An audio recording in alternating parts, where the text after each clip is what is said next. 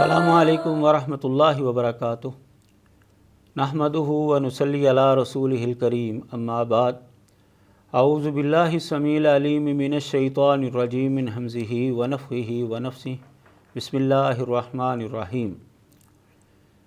حدیث مبارکہ وحی الہی ہے۔ اس حوالے سے قرآن مجید کے دلائل پچھلے پروگراموں میں آپ نے سماعت کر لیے۔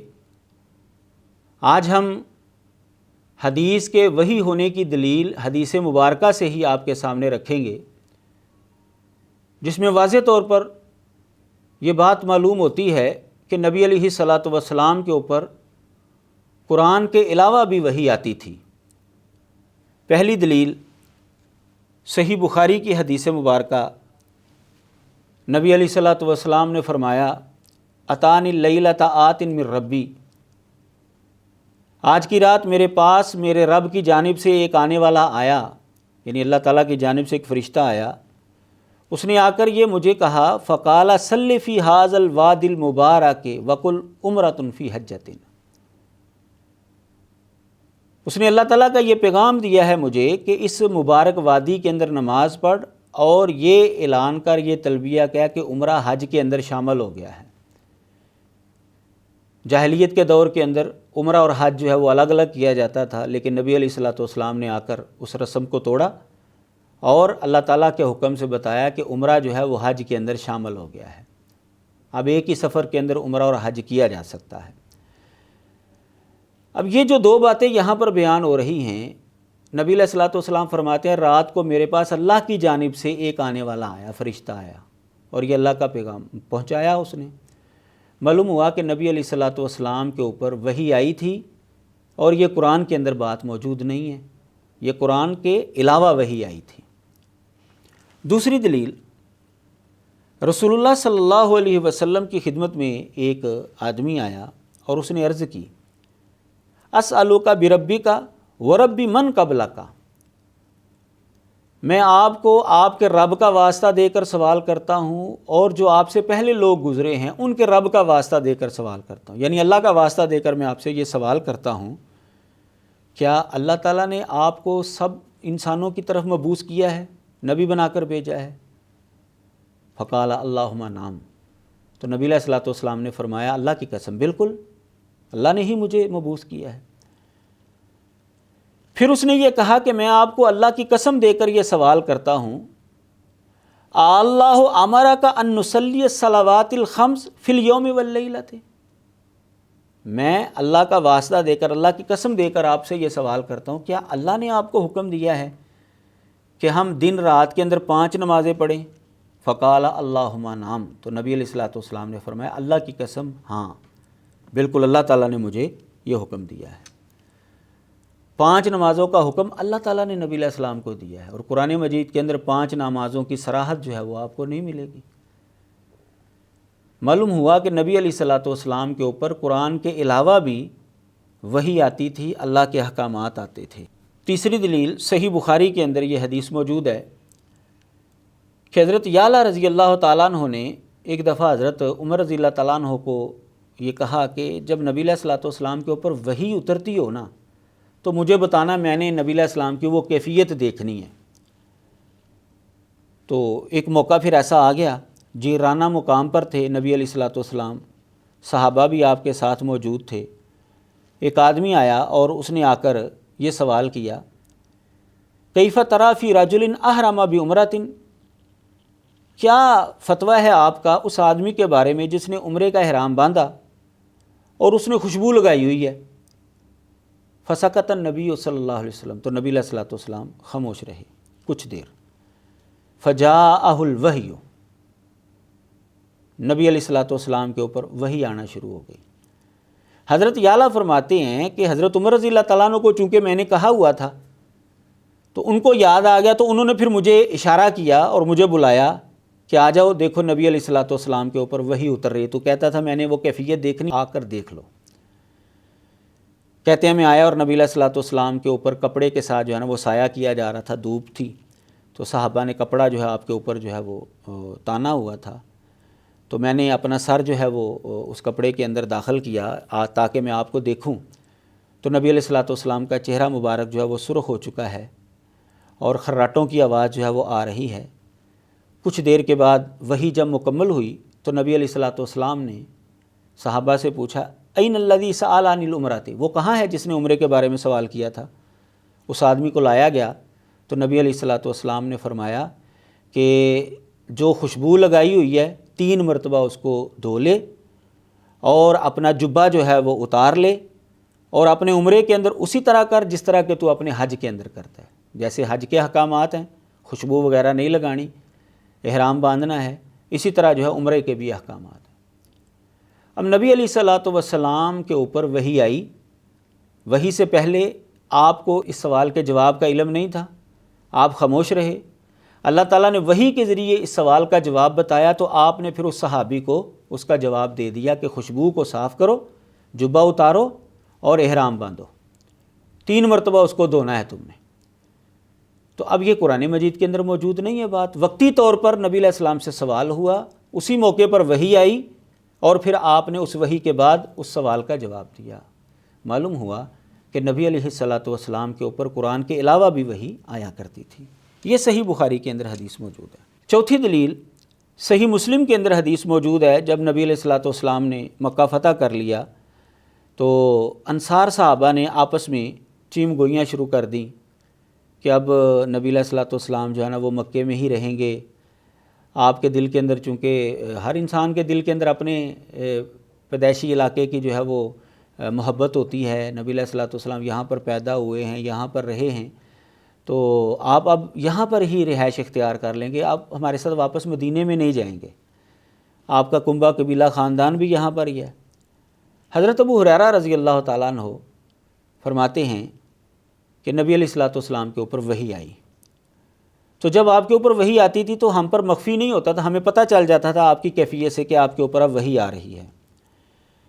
نبی علیہ الصلوۃ والسلام کی طرف کوئی بھی نہیں دیکھتا تھا، حتیٰ کہ جب آپ کی وحی مکمل ہوئی تو آپ کے اوپر جب وحی آئی، پھر وحی پوری ہوئی تو نبی علیہ الصلوۃ والسلام نے انصار صحابہ کو بلایا، یا معاشر الانصار قالوا لبیک یا رسول اللہ صلی اللہ علیہ وسلم۔ انہوں نے کہا اللہ کے نبی ہم حاضر ہیں۔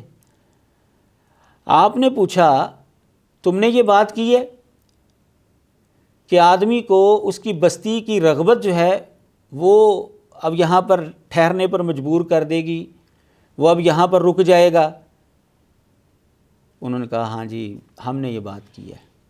تو نبی علیہ الصلوۃ والسلام نے فرمایا کہ میں اللہ کا بندہ اور اس کا رسول ہوں، انی عبداللہ و رسولہ ہاجرت الی اللہ و الیکم، میں اللہ کا بندہ اور اللہ کا رسول ہوں، میں نے اللہ کی طرف ہجرت کی ہے اور تمہاری جانب ہجرت کی ہے، میرا زندہ رہنا تمہاری زندگی کے ساتھ ہے، میرا مرنا تمہاری موت کے ساتھ ہے، والمحیا محیاکم والممات مماتکم، یعنی جیسے محاورہ بولا جاتا ہے اب جینا مرنا تمہارے ساتھ ہے۔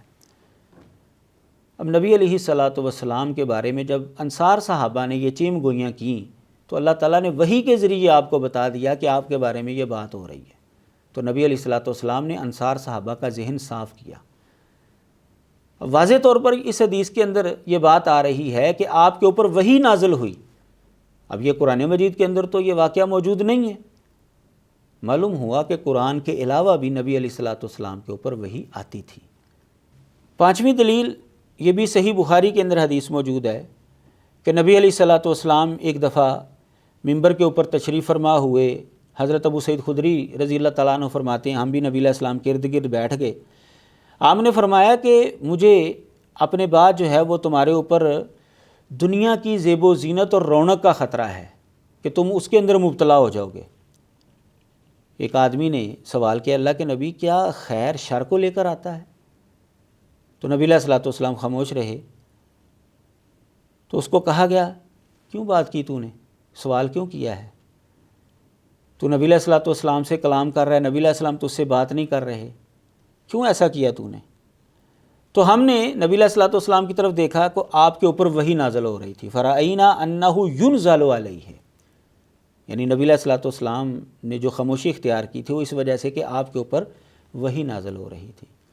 وحی جب مکمل ہوئی، آپ نے پسینہ جو ہے وہ صاف کیا تو آپ نے پوچھا این السائل، سوال کرنے والا کہاں ہے؟ گویا کہ نبی علیہ الصلوۃ والسلام نے اس کی تعریف کی ہے، یعنی آپ نے اچھے انداز سے اس کے بارے میں جب پوچھا تو ہمیں یہ اندازہ ہوا کہ اس کا سوال اچھا تھا، نبی علیہ الصلوۃ والسلام اس کی تعریف کرنا چاہتے ہیں۔ تو پھر نبی علیہ الصلوۃ والسلام نے یہ مسئلہ بتایا کہ خیر جو ہے وہ شر کو لے کر نہیں آتا، لیکن اگر خیر کا استعمال غلط ہو جائے، آپ نے مثال دے کر یہ بات سمجھائی، خیر کا اگر استعمال غلط ہو جائے پھر تو ظاہر ہے کہ شر آئے گا ہی۔ تو دنیا کی رونق، دنیا کی فراوانی یہ غلط نہیں ہے، لیکن اگر دنیا کی فراوانی آنے کے بعد بندہ اس کو غلط طریقے پر استعمال شروع کر دے گا پھر وہ ظاہر ہے اس کے لیے شر ہو جائے گا۔ تو نبی علیہ الصلوۃ والسلام نے یہ مسئلہ سمجھایا، لیکن یہ مسئلہ کب سمجھایا؟ جب آپ کے اوپر وحی آئی، وحی کے بعد آپ نے یہ بات سمجھی، اور قرآن مجید کے اندر تو یہ بات موجود نہیں ہے، یہ واقعہ موجود نہیں ہے۔ معلوم ہوا کہ قرآن کے علاوہ بھی نبی علیہ الصلوۃ والسلام کے اوپر وحی آتی تھی۔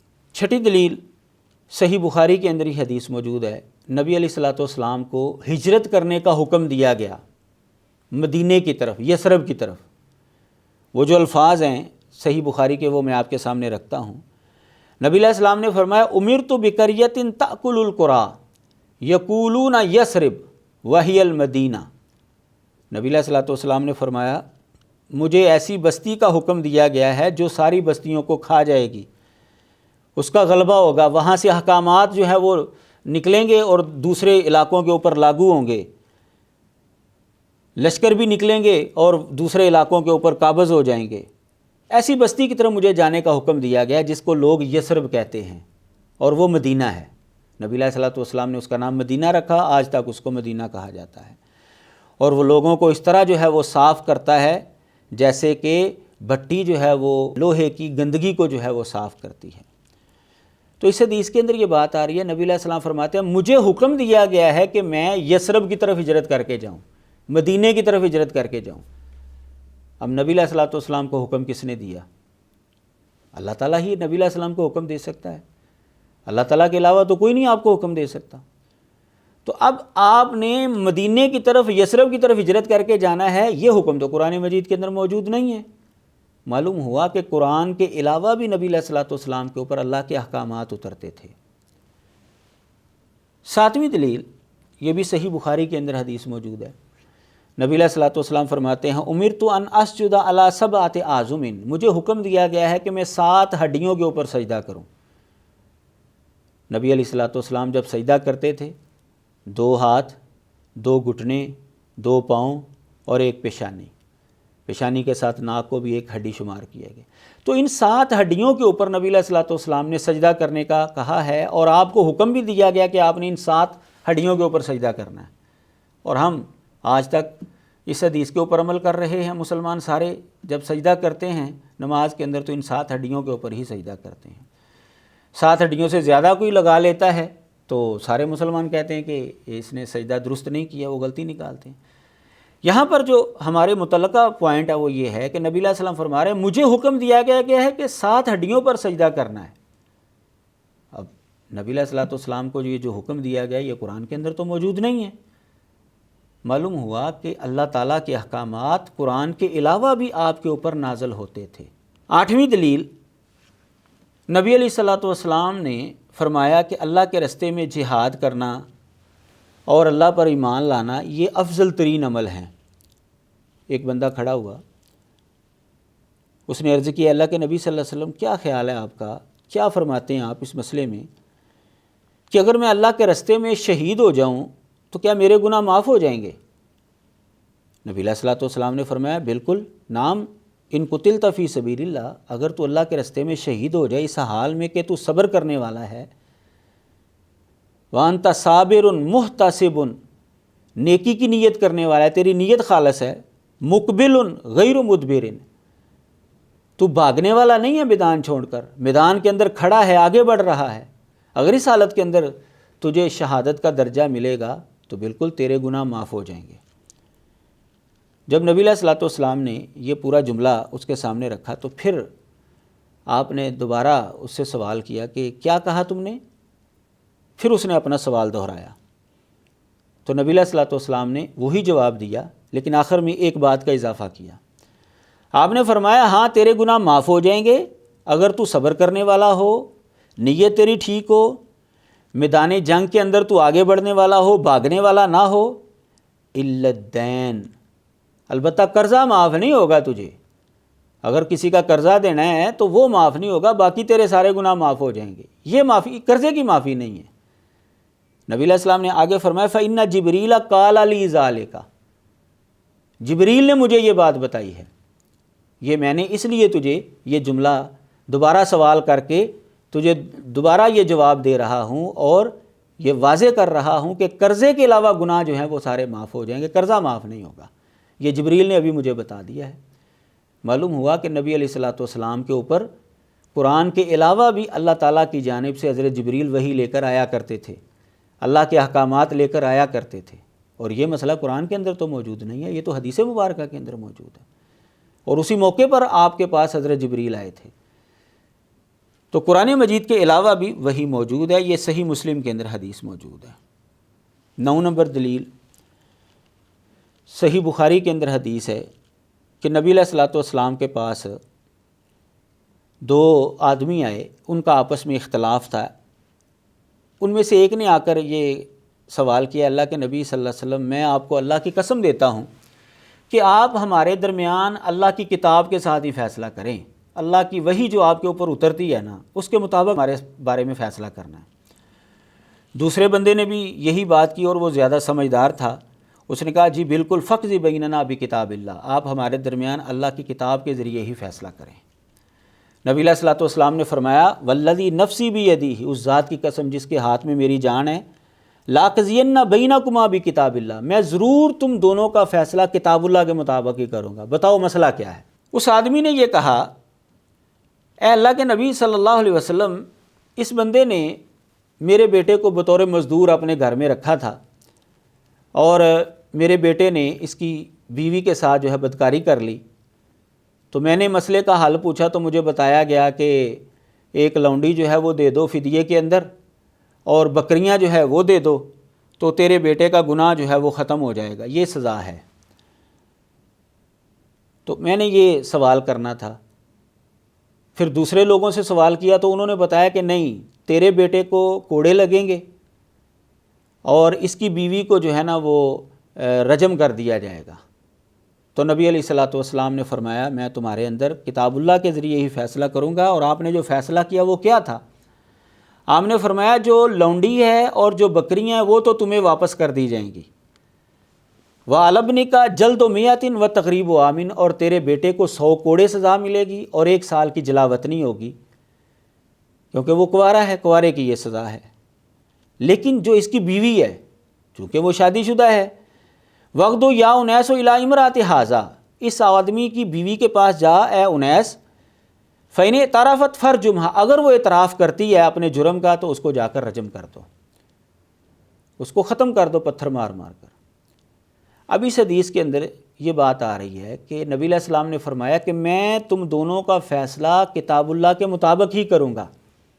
تو اب نبی علیہ الصلوۃ والسلام نے جو فیصلہ کیا ہے کہ جو کنوارا ہے 100 کوڑے 1 سال کی جلاوطنی، اور جو شادی شدہ خاتون ہے اس کو اگر وہ اعتراف کرتی ہے تو اس کو رجم کی سزا ملے گی، یہ ہے کتاب اللہ کے مطابق فیصلہ۔ قرآن مجید کے اندر تو یہ سزا موجود نہیں ہے رجم والی۔ معلوم ہوا کہ نبی علیہ الصلوۃ والسلام کے اوپر قرآن کے علاوہ بھی وحی اترتی تھی، اور اس پوری وحی کو قرآن اور حدیث دونوں کو ملا کر جو شریعت بنتی ہے اس کو کتاب اللہ کا نام دیا گیا ہے۔ شریعت اسلامیہ کتاب اللہ ہے۔ تو نبی علیہ الصلوۃ والسلام کے اوپر اللہ کی کتاب یعنی اللہ کی جانب سے وحی قرآن کے علاوہ بھی آتی تھی، جس کے مطابق آپ نے فیصلہ کیا۔ یہ صحیح بخاری کی حدیث۔ 10ویں دلیل، سنن ابن ماجہ کے اندر صحیح حدیث موجود ہے، حضرت عبداللہ بن عباس رضی اللہ تعالیٰ عنہما حدیث کے راوی ہیں کہ نبی علیہ الصلوۃ والسلام نے فرمایا امرت اللہ اکف شعرا ولا ثوبا، مجھے یہ حکم دیا گیا ہے کہ میں نہ نماز کے اندر کپڑے سمیٹوں اور نہ ہی بال سمیٹوں۔ نبی علیہ الصلوۃ والسلام کو اللہ کے علاوہ تو کوئی نہیں حکم دے سکتا۔ اب یہ حکم قرآن مجید کے اندر تو موجود نہیں ہے۔ معلوم ہوا کہ نبی علیہ الصلوۃ والسلام کے اوپر قرآن کے علاوہ بھی اللہ کے احکامات اترتے تھے، اللہ کی وحی آتی تھی۔ تو ان دلائل سے بے شمار حدیثیں ہیں جن سے یہ ثابت ہوتا ہے کہ نبی علیہ الصلوۃ والسلام کے اوپر قرآن کے علاوہ بھی وحی آتی تھی، لیکن میں انہی پر اکتفا کرتا ہوں جن سے ہم اسی نتیجے پر پہنچتے ہیں کہ نبی علیہ الصلاۃ والسلام کے اوپر جس طرح قرآن مجید وحی کے ذریعے نازل ہوا ہے، اسی طرح قرآن مجید کے علاوہ بھی وحی آپ کے اوپر نازل ہوتی تھی، اور اس وحی کی بھی آپ اسی طرح پیروی کرتے تھے جس طرح قرآن مجید کی پیروی کرنا آپ کے لیے ضروری تھا۔ اور ہم امت کے لیے بھی جس طرح قرآن مجید کی اتباع کرنا لازم ہے، اسی طرح قرآن کے علاوہ جو دوسری وحی نبی علیہ الصلوۃ والسلام کے اوپر نازل ہوتی تھی اس کی اتباع کرنا بھی ہمارے لیے ضروری ہے۔ جس طرح قرآن مجید کی اتباع نہ کرنے سے انسان گمراہ ہو جاتا ہے، اسی طرح قرآن کے علاوہ جو نبی علیہ السلام پر وحی اترتی تھی اس کی اتباع نہ کرنے سے بھی انسان گمراہ ہو جائے گا۔ وآخر دعوانا ان الحمد للہ رب العالمین۔